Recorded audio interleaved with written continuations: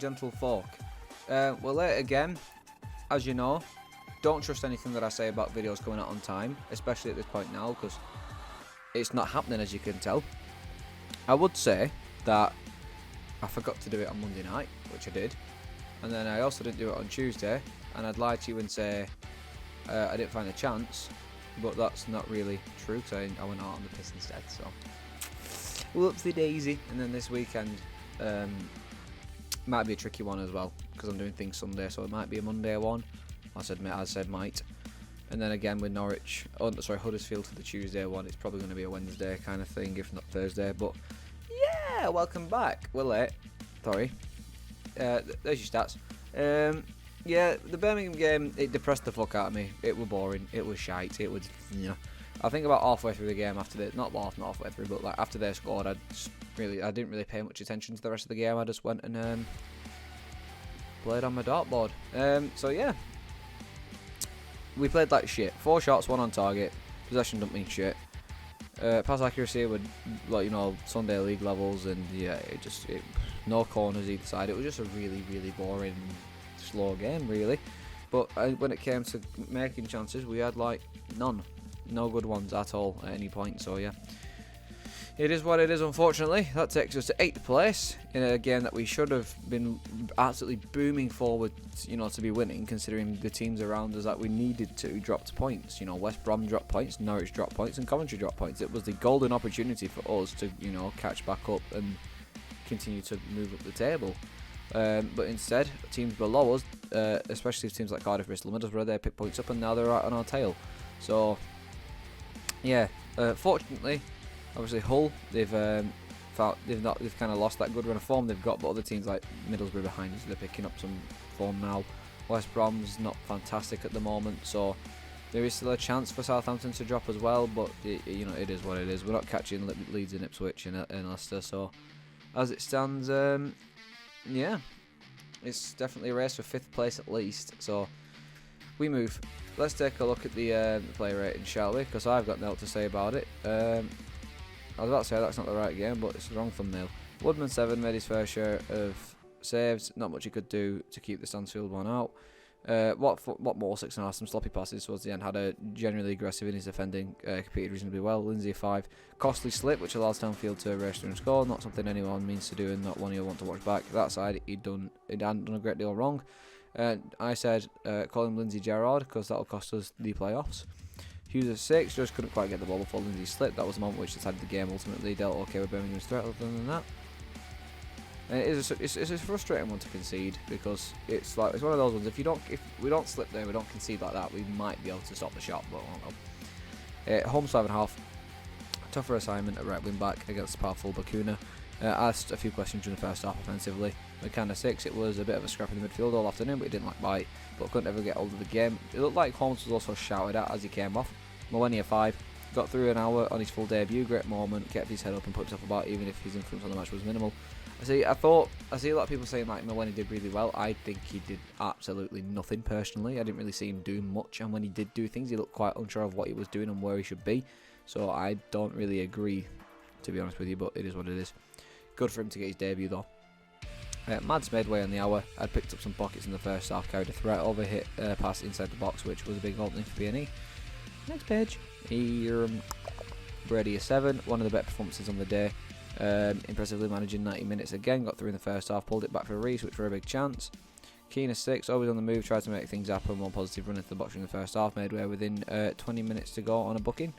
Reese a 6, tidy enough with his back to goal. We were frustrated not to have converted the chance Brady created for him in the first half, even if he may have expected the Irishman to shoot himself, which I definitely did. Miller 6.5 was P&E's obvious threat in the closing stages, but Birmingham got bodies on the line to thwart the efforts. And last but not least, Leighton Stewart didn't get much service upon coming on, but kept the ball alive towards the end, which led Miller to shooting low, and then Woodburn 5, with a couple of tackles off the bench, but couldn't influence proceedings as hoped, when introduced on 63 minutes. And as things go with Woodburn, as soon as he's on the pitch as a substitution, we concede. We've not played more than 20 minutes with Woodburn where we haven't conceded yet. As Maichi 5, the ball went up to him on a few occasions, but Birmingham nullified his threat effectively. Serious 6, go on in the final minute at normal time, had one run down the right. Is what it is. Poor. Ryan Law's assessment of the game. Yeah, listen, the slip had obviously cost us a point minimum. We should have had the game out of sight in the first half. 2 glorious opportunities to score. I won't call it glorious. I got the lads tried to do, leave one on the plate for the striker and the Mads for Dueno running onto it. But just the ball. No, not again. But just put the ball in the back of the net and it's a potential game on situation. At 2-0. It's one of them ones where you're saying, don't overcomplicate things, just have a go yourself, have a bit of confidence to shoot. However way either team was going to win the game was maybe a mistake, a ricochet or a set piece. Lo and behold, my centre-half, who has been outstanding all season, has slipped at the wrong time. If truth be known, second half we didn't do enough to score a goal, very much so the case. We made changes and changed up a bit. We brought Miller on, who is not 100% fit, to try and get some goals. Changed the strikers, who looks a bit tired as well. We did everything we could, decision making and lack of quality cost us a point minimum. But you can't legislate for a slip, and we're disappointed with that. There is no blame, the lads will get their heads up and go again, we just need to do a bit more. Second half, when they scored, there were blue bodies everywhere. They are fighting for their lives and they need points, but we are fighting for our lives to get points going the other way. We knew it wasn't going to be easy. We shuffled it about, had a couple of chances and some long throws just to get the ball in the box, which we didn't do enough to get a goal back in the second half, which is disappointing. The lads have just said the results in there, and it is pretty much the same thing, but it's a kick in the teeth, because if you've got a point or 3, you're in the right direction, and it gets a bit tighter. I can hear something buzzing. As the lads have said in there, it's 1 loss. We've got to go back to the drawing board, get to the training ground, work on game plans. Got to let our heads drop. There are plenty of points to play for, and let's have a right good go at it. We've got a squad of 23-24, and if the youngsters are in or not, it don't matter. You're going to get injuries, bug sicknesses. I think Friday and Monday probably caught up with the group in that. I don't think we were enough energy in there as well, fatigue that kicks in. But we kept going. We've had like 3 match game weeks before. You can't say the weekend gave us a fucking fatigue when we had 2 days, to prep, recover or whatnot. I mean, yeah, fair enough, it is difficult, but come on. We played much more intensely than that before. Far more intensely. Right, who were we talking about here? Brown felt sick overnight. He was talking about Mulwenny, I think. He was brilliant. No, he wasn't. I would have just liked him to come off the pitch with a point or 3, because you make those debuts, they are more memorable when you win. Definitely when you don't lose. I thought he was fantastic. Told him pretty much at breakfast this morning he was game ready. He said, yeah, no problem, and that was it. Said to do everything you need to do and what you've been doing in games, pass forward and run forward when you can be solid out of possession. He didn't really do that. But it was excellent all over the park and a good debut, just without the result. We took him off and went with 2 8s just to try and score. We had 2 forwards and 10 lads couldn't get the ball, so we changed it around a little bit. But Mulwenny were fantastic, great attitude, and his fans should be proud. Yeah, they should be proud and whatnot, but I don't think he did much, unless it was just me not watching the game properly. But I really didn't see much from nowhere at all. No disrespect to the lad, I've seen him playing, the younger leagues. He's fantastic, but I don't think he impacted the game that much at all. But again, maybe it was just me. Just a quick one about injuries. We'll see how Alan Brown is today. Hopefully he can get through training. We'll know more after that. He's had tight calves and he was sick the night, vomiting quite a bit. He hadn't had much intake of food or drink over the last couple of days, so he's got to be mindful. There is a bug going on, to be fair. If he trains fully and hasn't been doing that, it could be worse. His calves have been giving him a bit of grief. Stories had a hit problem, and we thought we didn't want to risk him. The game was too soon, and Jack come on for him in the Rotherham game and did well. It's like for like, if you like, and we thought we could risk him, but he's going to train today, and we'll see how he comes through it. Hopefully we can just wrap them up in cotton wool as well at some point and get them out to play. Ched is due to be built on the grass one day, either this week or next. Not sure yet. He's obviously away from the team in terms of not being available for selection.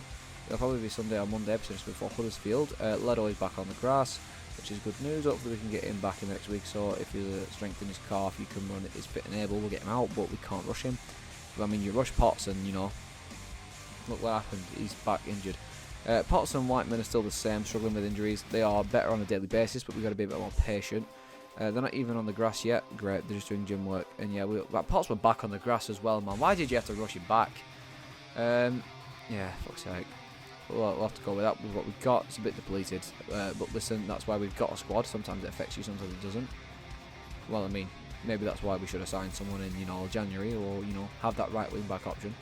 One player that did feature in Birmingham was Lorne Manley Miller off the bench, but lower stress the Canadian's not fully fit at the moment after picking up a bit of a niggle during the international break. Miller did not feature for Canada, but sustained an issue during training. Miller will be on the grass with Brown doing a bit. He's not 100% if the truth is to be known. We thrust him on, but we didn't really want to use him because of the groin injury. When he went away with Canada, he said he shot with his left foot and felt something. We didn't get a diagnosis of Canada, so they sent it over on a DVD, but we couldn't really read the disc. We got him scanned over here and it showed a small strain. He's got to do loads of strengthening, but he's been working on it all week, so hopefully he'll be fine. Great, so some of our more influential players are fucked, and that's what you get when you play them basically week in, week out, and you know, that happens. It happens. What can you do about it? It's a shame, really, but at this point in the season, especially when we shouldn't be dropping points against teams like this, when other teams around us are dropping points, golden chances, it's a bit frustrating. It does get, you know, it makes you think, for fuck's sake, but oh well. But yeah, we've got Gentry fixture this weekend against Watford. Always a nice fixture. Like I said, probably won't be out Sunday, it might be out Monday, because this weekend I've got WrestleMania to host. Doing a little event for WrestleMania. I have no interest in WrestleMania, but I'd be a good host with my friends and whatnot. And yeah, that'll probably be a Monday kind of video. And then Huddersfield will be Wednesday at the very earliest, but more than likely a Thursday, just like this one was. So yeah, thanks a ton for your patronage. Thank you for watching. And I'll see you at some point next week probably. Have a nice weekend. Hopefully we pick up 3 points, and yeah, goodbye.